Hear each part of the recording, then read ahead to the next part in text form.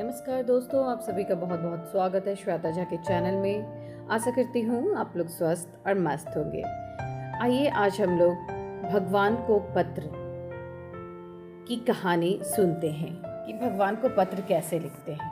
आइए जानते हैं। यह कहानी क्लास 4 की है, कक्षा 4 की है। मुझे बहुत अच्छी लगी तो मैं सोची आप लोग से भी शेयर करते हैं। चलिए चलते हैं कहानी की ओर। मार्क का घर पहाड़ों के बीच में था। वहीं उसके हरे भरे मक्के के खेत लहरा रहे थे। वह अपनी मक्के की फसल देखकर बहुत खुश था। ये वहीं मार्क की सारी दुनिया थी।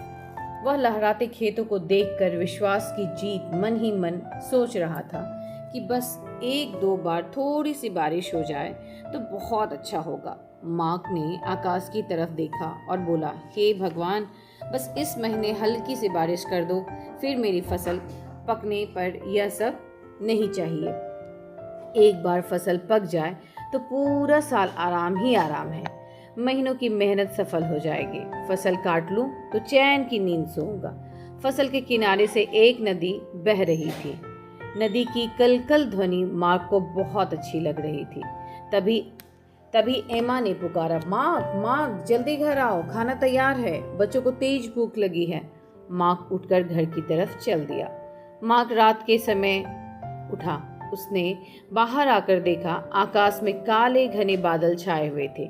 तेज हवाओं में मक्के के पौधे झूम रहे थे। तभी आकाश से मोटी मोटी बूंदें गिरने लगी। देखते ही देखते तेज बारिश के साथ ओले पड़ने लगे। कुछ ही मिनटों में सारी फसल पर सफ़ेद ओले की चादर बिछ गई। मार्क ऐसा और उनके बच्चों पर मानो मुसीबत का पहाड़ टूट पड़ा हो। सारी फसल बर्बाद हो गई। एक समय ऐसा आया कि घर में खाने के लिए भी कुछ नहीं था। भूखे मरने की नौबत आ गई थी। मार्क बहुत परेशान था। उसने सोचा, कहीं से $150 मिल जाते तो वह कुछ खाने के लिए खरीद और बचे हुए पैसों से बीज खरीद लाता, जिससे पेट भरने लायक फसल उगा लेता। पर डॉलर देगा कौन? मार्क का ईश्वर पर अटूट विश्वास था। उसने सोचा कि ईश्वर को ही चिट्ठी लिखूं, वही कोई रास्ता दिखाएंगे।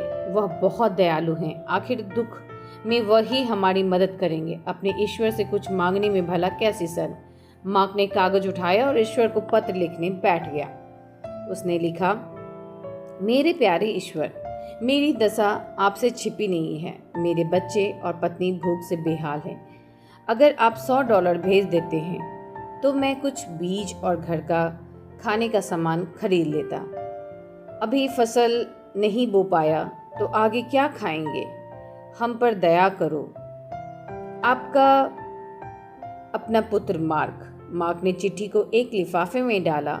उस पर पता लिखकर ईश्वर के घर। मार्क ने नीचे अपना नाम और पूरा पता भी लिख दिया। मन ही मन ईश्वर को याद करते हुए वह एक डाक पेटी में डाल आया।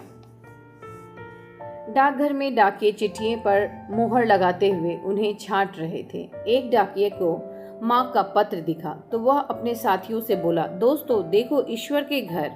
भला यह भी कोई पता है? लगता है किसी दुखियारे ने पत्र लिखा है। सब डाकिये पत्र देखने के लिए जमा हो गए। भीड़ देख तभी पोस्ट मास्टर आया। उसने चिट्ठी पढ़ी। चिट्ठी सुनकर सबका मन भर आया। सब बोले, इस आदमी का विश्वास नहीं टूटना चाहिए। सब ने मिलकर डॉलर जमा किए। किसी ने $10 दिए तो किसी ने 15। इस तरह $17 जुट गए।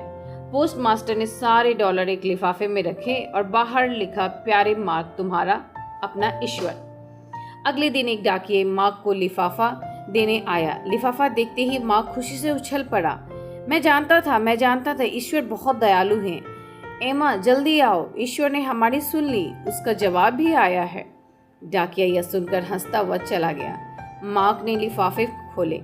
उसने डॉलर गिने। $30 कम पाकर उसे बहुत गुस्सा आया। उसने झट से कागज उठाया और ईश्वर के नाम चिट्ठी दोबारा डाक पेटी में डाल दी। लिफाफा डाकघर पहुंचा। एक बार फिर सब जमा हो गए। पोस्ट मास्टर ने लिफाफा खोला और पढ़ने लगा, मेरे प्यारे ईश्वर, धन्यवाद। आपने अवश्य $100 भेजे होंगे। मुझे केवल $70 ही मिले हैं। लगता है डाक वालों ने बाकी के डॉलर निकाल लिए हैं। आप मुझे $30 और भेज दीजिए।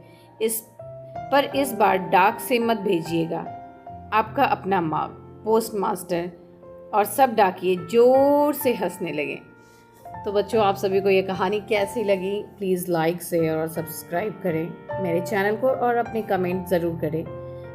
Bye bye, take care.